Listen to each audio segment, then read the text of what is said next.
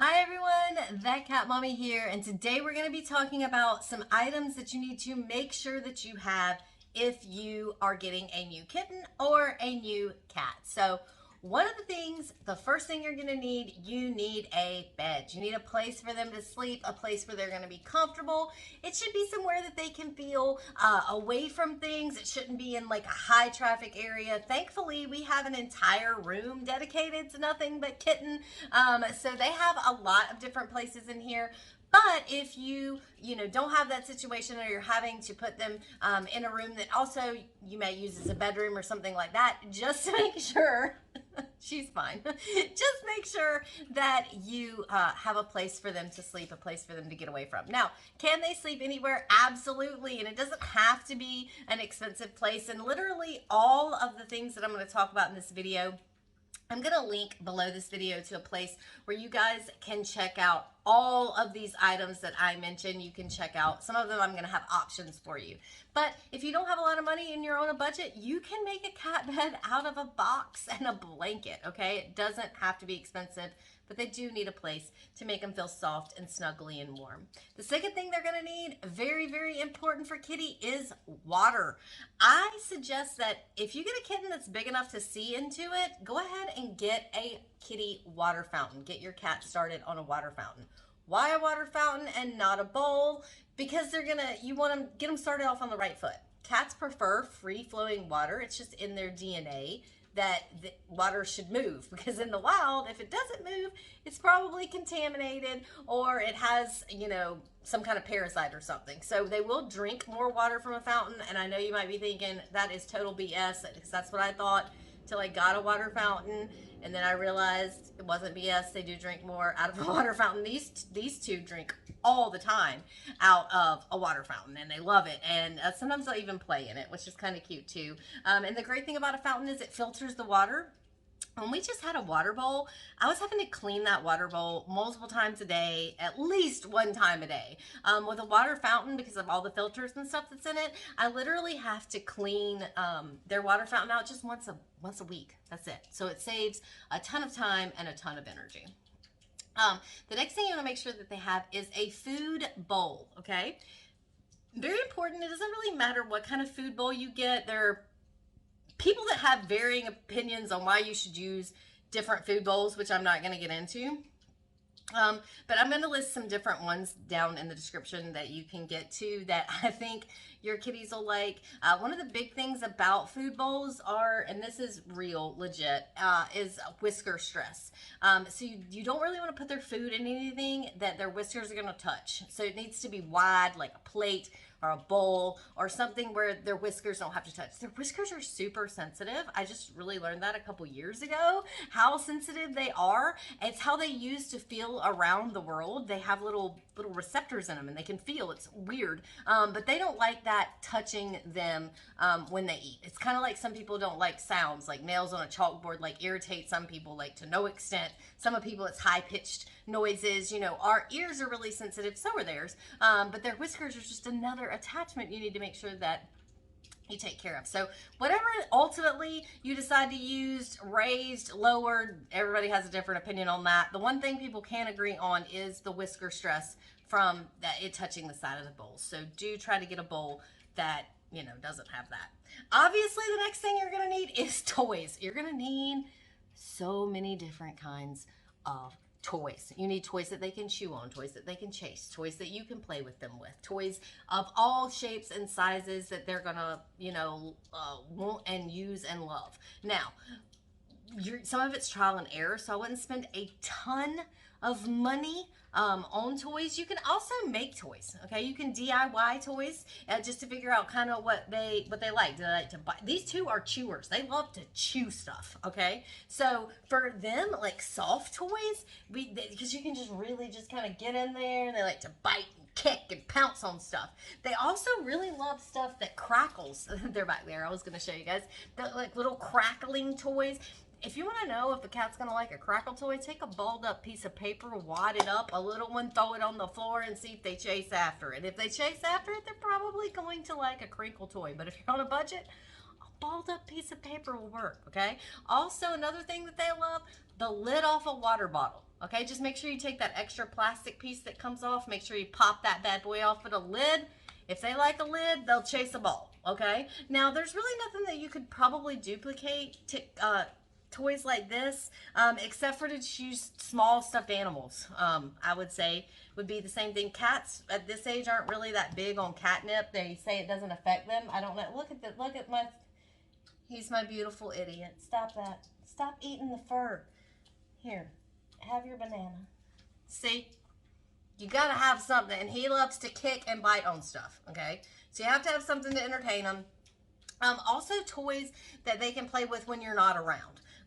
And toys that you can use to play with them so that they learn that you are their friend, and that it just makes them love you a little bit more. So toys are another kicker. Another thing that every cat, I personally think, should have is a box. A cat needs a box, baby. Okay. Cats love boxes. They're cheap. They're easy. Everything that I bought for them that came offline had a box with it. You can also use that to DIY cat proof your house with the cardboard as well.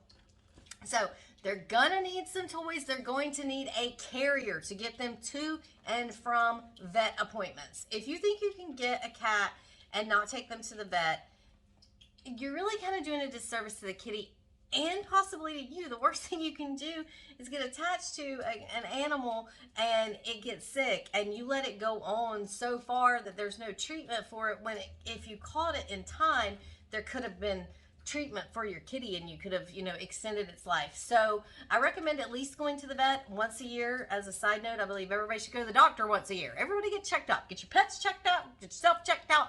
Make sure that you know what's going on inside of your stuff, okay? The stuff you can't see. They're going to run blood work. They're going to do all that kind of stuff, but they need a carrier to get from point A to point B. The reason we chose the one that we chose is our cats are actually we want them to be travel cats. We want them to go everywhere with us. We have had to leave them in the past. We leave them at the house sitter, and we miss them, and we don't want to do that. So we want to get them accustomed to going with us so that we do have the option to take them with us. So that's why we chose the backpack that we chose, into addition that I think that this cat backpack is the best cat backpack on the market. I've done the research. I'll link to the video below that explains all the reasons why, because I'm not going to go over it in this video. But anyways, they do need a carrier. If they are going to be travel pets, or you want to have them outside, possibly want to take them with you, they're going to need some travel supplies. So they need a portable water bowl. They're going to need some toys to play with, and they're going to need a bigger thing than their backpack or whatever you put them in. So we got them this tent combo, which I think is a chef's kiss. Fantastic deal for everything that comes with it, and it comes with a portable litter box. So we're not going to talk too much in this video about traveling cats. I'll probably do that a little bit later, but it was such a great deal, I did want to mention it. Now, just a few other things that you can get for kitties. These are not like major necessities, like you don't have to have them, but they're just little comforting things that we bought for them. This one actually makes a heartbeat noise. So we thought that would be good for them because they were going to be separated from their mom. I don't know that they actually cared about it, but they do still drag around these two things with them wherever they go. So they seem to enjoy them. And the other one is this unicorn, which is like a heating pack. Basically just put it in it has a little pack in it. You put it in the microwave for like 30 seconds or something like that, and then the little unicorn feels warm, so it's like safe and snuggly. We also have this cat mat that we use as well. It plugs in the wall. It's electric. It's not like an electric blanket or a heating pad. Those actually get too hot for your cat, so if you're using that, don't do that. Go out and get one of these. And you can feel it does get pretty warm. We used to have one of these on our couch for our older cat who's no longer with us. And I would put my feet on it sometimes, and it just, just made them a little toasty. Cats normally don't get super cold, but we use it by our windowsill. Just in the winter and when it's like drafty and stuff like that outside, we want to be able to sit at the windowsill. I can't talk today. Windowsill and be warm and snuggly and cozy. The very last, but one of the most important things. Well, I guess there's two things. The next thing is this kind of goes with toys, but kind of doesn't. And you're not getting my camera. Kind of goes with toys, but kind of doesn't. Is things for them to scratch. Okay, they need something to scratch. If they don't have a scratching post, if they don't have cardboard scratchers, they're going to scratch up your furniture. They're going to scratch up your walls. They're going to find something to scratch. They like to scratch. Cats need to scratch. It's how they do with their nails. Don't skip this, okay? This is so important. And when your cat is scratching something that you don't want it to scratch, you have to be like vigilant. Like nothing drives me nuttier than people who I know have children and those children are potty trained and they tell me they can't train their cat. Yes, you can. Yes, you can. You potty trained a human. These are just toddlers. Okay? It is just repetition, repetition, repetition, repetition. You can't give up. You can't be like, oh, they're scratching the couch. Just screw it. I'm going to go to sleep. No. Get up, tell them, pick them up, and take them over to something that they can scratch on. Scratchy, scratchy. I've done my nails, and then sometimes I'll take their little nails and I'll make scratches on it, and I'll be like,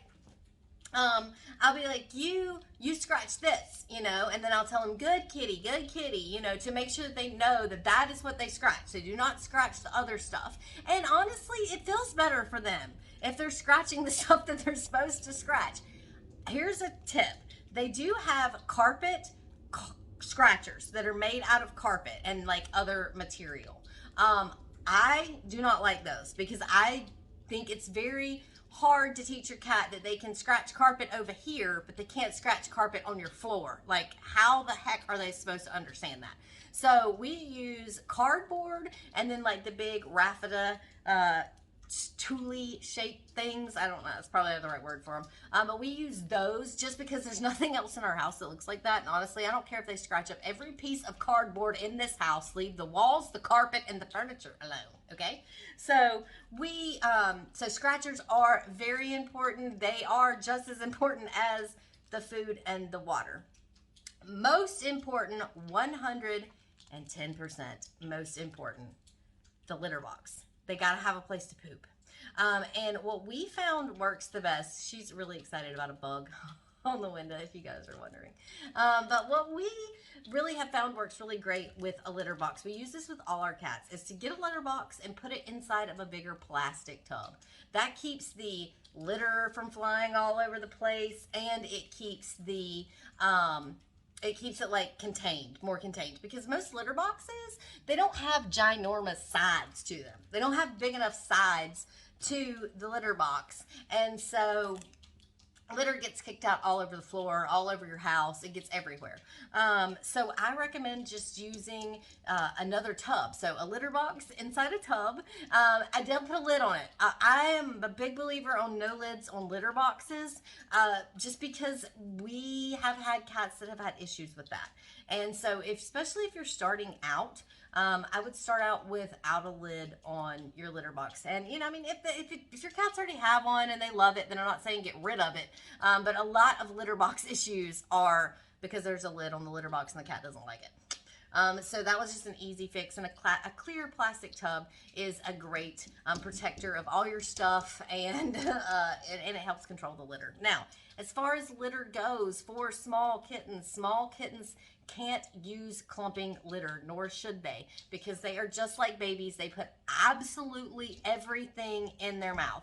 So we had been using for years yesterday's news, and so when I got these new kittens, it's recycled newspaper cat litter, which if they want to bat that around, put it in their mouth and eat it, whatever, it's recycled newspaper. It's not like clay or something that can get on the insides and be a disaster. Plus, if clay litter gets stuck to their fur and then they lick it off and then they eat it, and it's a disaster for kittens. But the recycled newspaper really wasn't. Well, guess what? This year they decided they were going to stop making yesterday's news. And I was like, are you serious? I'm like, why would they do that? And then I go online, I look up, I do some research, and I find out, I know why they're doing it.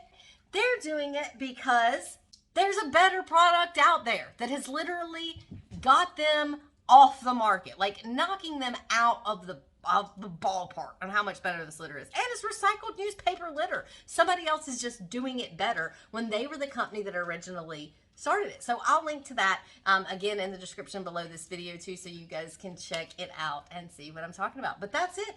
That is everything you need to get started. Now, obviously, you'll pick up things along the way. kitten proofing stuff, that's a must.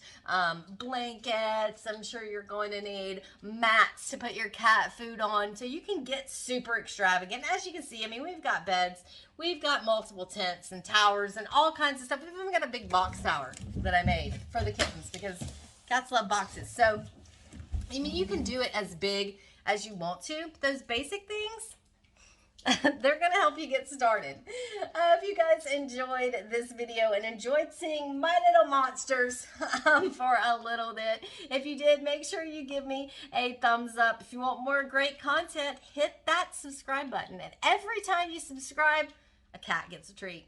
Until I see you guys over on the next video, remember to keep living your most perfect life.